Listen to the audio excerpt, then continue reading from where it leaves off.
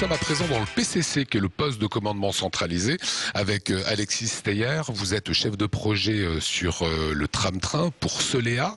Racontez-nous en fait ce PCC, il sert à quoi et qu'est-ce qu'on y fait ici, Alexis? Ce PCC est constitué donc d'un certain nombre de postes de travail qui sont devant nous ici.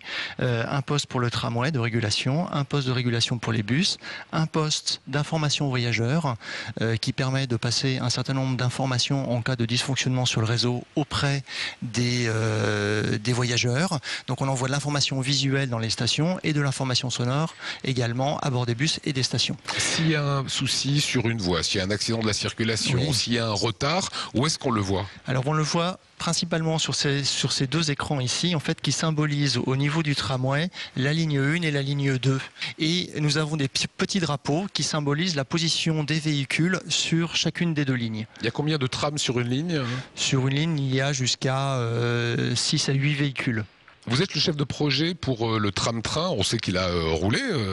C'était jeudi soir, qui va être en activité en décembre 2010. Quel va être votre rôle jusqu'à décembre, les 6 derniers mois? Alors les principales actions aujourd'hui sont la formation des conducteurs, puisque pour former un conducteur de tram-train, il faut en gros 4 mois et demi de formation. Il faut apprendre toutes les logiques ferroviaires qu'ils vont rencontrer lorsqu'ils vont aller sur le réseau RFN. Qui est le réseau SNCF. Voilà, c'est le réseau SNCF. Et donc il y a une façon de conduire dont il faut acquérir les connaissances. On ne conduit pas un tram comme on conduit un train. Absolument pas. En gros, on conduit un tram un petit peu comme on conduit un véhicule routier, c'est-à-dire qu'on respecte les signalisations routières. Par contre, quand on est en ferroviaire, on obéit uniquement à la signalisation ferroviaire et en urbain, on conduit à vue, c'est notre terme, alors qu'en ferroviaire, on conduit sous signaux.